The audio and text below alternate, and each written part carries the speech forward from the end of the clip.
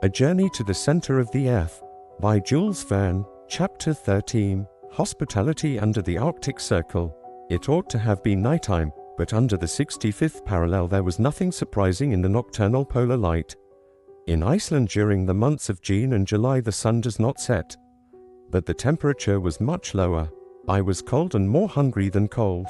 Welcome was the sight of the bower which was hospitably open to receive us.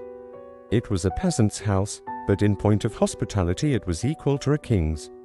On our arrival the master came with outstretched hands, and without more ceremony he beckoned us to follow him. To accompany him down the long, narrow, dark passage would have been impossible.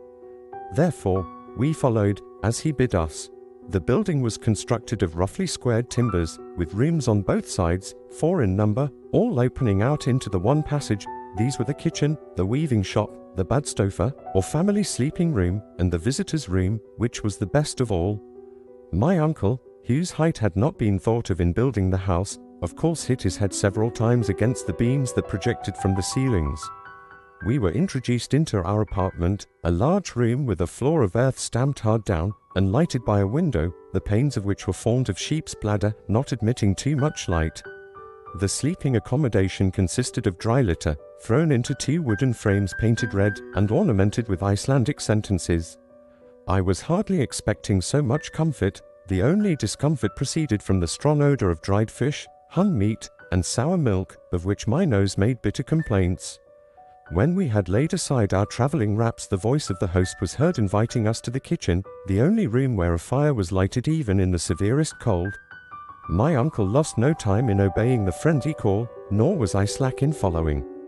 The kitchen chimney was constructed on the ancient pattern. In the middle of the room was a stone for a hearth, over it in the roof a hole to let the smoke escape.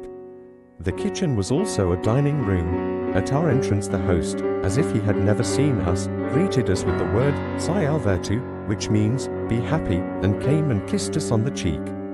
After him his wife pronounced the same words, accompanied with the same ceremonial. Then the two, placing their hands upon their hearts, inclined profoundly before us. I hasten to inform the reader that this Icelandic lady was the mother of 19 children, all, big and little, swarming in the midst of the dense wreaths of smoke with which the fire on the hearth filled the chamber. Every moment I noticed a fair-haired and rather melancholy face peeping out of the rolling volumes of smoke. They were a perfect cluster of unwashed angels. My uncle and I treated this little tribe with kindness, and in a very short time we each had 3 or 4 of these brats on our shoulders, as many on our laps, and the rest between our knees. Those who could speak kept repeating, "Sæl" in every conceivable tone. Those that could not speak made up for that want by shrill cries. This concert was brought to a close by the announcement of dinner. At that moment our hunter returned, who had been seeing his horses provided for, that is to say, he had economically let them loose in the fields, where the poor beasts had to content themselves with the scanty moss they could pull off the rocks and a few meagre seaweeds, and the next day they would not fail to come of themselves and resume the labors of the previous day. "Sæl," said Hans, then calmly, automatically, and dispassionately he kissed the host, the hostess, and the 19 children.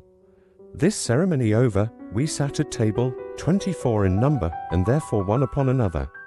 The luckiest had only 2 urchins upon their knees. But silence reigned in all this little world at the arrival of the soup, and the national taciturnity resumed its empire even over the children. The host served out to us a soup made of lichen and by no means unpleasant, then an immense piece of dried fish floating in batter rancid with 20 years keeping, and, therefore, according to Icelandic gastronomy, much preferable to fresh butter. Along with this, we had sty, a sort of clotted milk, with biscuits, and a liquid prepared from juniper berries. For beverage we had a thin milk mixed with water, called in this country, glander. It is not for me to decide whether this diet is wholesome or not. All I can say is, that I was desperately hungry, and that at dessert I swallowed to the very last gulp of a thick broth made from buckwheat. As soon as the meal was over the children disappeared, and their elders gathered round the peat fire, which also burned such miscellaneous fuel as briars, cow dung, and fish bones. After this little pinch of warmth the different groups retired to their respective rooms.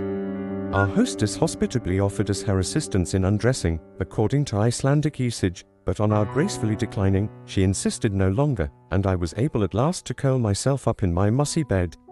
At 5 next morning we bade our host farewell, my uncle with difficulty persuading him to accept a proper remuneration, and hand signaled the start. At 100 yards from Garda the soil began to change its aspect. It became boggy and less favorable to progress. On our right the chain of mountains was indefinitely prolonged like an immense system of natural fortifications, of which we were following the counterscarp or lesser steep. Often we were met by streams, which we had to ford with great care, not to wet our packages. The desert became wider and more hideous, yet from time to time we seemed to descry a human figure that fled at our approach. Sometimes a sharp turn would bring us suddenly within a short distance of one of these spectres, and I was filled with loathing at the sight of a huge deformed head, the skin shining and hairless, and repulsive sores visible through the gaps in the poor creature's wretched rags. The unhappy being forbore to approach us and offer his misshapen hand. He fled away, but not before Hans had saluted him with the customary "Sai elevertu." "Spitels," said he. "A leper," my uncle repeated. This word produced a repulsive effect. The horrible disease of leprosy is too common in Iceland. It is not contagious, but hereditary, and lepers are forbidden to marry. These apparitions were not cheerful, and did not throw any charm over the less and less attractive landscapes. The last tufts of grass had disappeared from beneath our feet. Not a tree was to be seen, unless we except a few dwarf birches as low as brushwood. Not an animal but a few wandering ponies that their owners would not feed. Sometimes we could see a hawk balancing himself on his wings under the grey cloud, and then darting away south with rapid flight. I felt melancholy under this savage aspect of nature, and my thoughts went away to the cheerful scenes I had left in the far south. We had to cross a few narrow fjords, and at last quite a wide gulf. The tide, then high, allowed us to pass over without delay, and to reach the hamlet of Aftanes, 1 mile beyond. That evening, after having forded 2 rivers full of trout and pike, called Alfa and Hetta, we were obliged to spend the night in a deserted building worthy to be haunted by all the elfins of Scandinavia. The Ice King certainly held court here, and gave us all night-long samples of what he could do. No particular event marked the next day. Bugs, dead levels, melancholy desert tracks, wherever we travelled. By nightfall we had accomplished half our journey, and we lay at Krisolbount. On the 19th of June, for about a mile, that is an Icelandic mile, we walked upon hardened lava. This ground is called in the country, Ron. The writhen surface presented the appearance of distorted, twisted cables, sometimes stretched in length, sometimes contorted together. An immense torrent, once liquid, now solid, ran from the nearest mountains, now extinct volcanoes, but the ruins around revealed the violence of the past eruptions. Yet here and there were a few jets of steam from hot springs. We had no time to watch these phenomena, we had to proceed on our way. Soon at the foot of the mountains the boggy land reappeared, intersected by little lakes.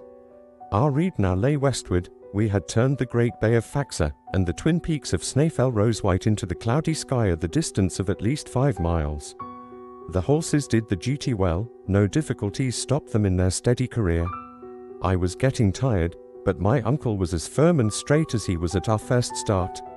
I could not help admiring his persistency, as well as the hunters, who treated our expedition like a mere promenade. June 20th, at 6 p.m., we reached Budir, a village on the seashore, and the guide there claiming his due, my uncle settled with him. It was Hans' own family, that is, his uncles and cousins, who gave us hospitality. We were kindly received, and without taxing too much the goodness of these folks, I would willingly have tarried here to recruit after my fatigues. But my uncle, who wanted no recruiting, would not hear of it, and the next morning we had to bestride our beasts again. The soil told of the neighborhood of the mountain, whose granite foundations rose from the earth like the knotted roots of some huge oak. We were rounding the immense base of the volcano. The professor hardly took his eyes off it. He tossed up his arms and seemed to defy it, and to declare, "There stands the giant that I shall conquer." After about 4 hours walking, the horses stopped of their own accord at the door of the priest's house at Stapi.